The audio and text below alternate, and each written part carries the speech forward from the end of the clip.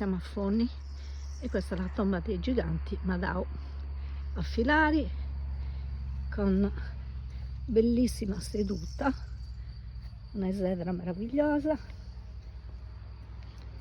Davanti all'esedra c'è questa struttura tondeggiante che potrebbe essere una struttura dove si facevano dei riti particolari, credo. Il cane sta già andando. Allora, questa è l'altra parte dell'esedra, molto bella.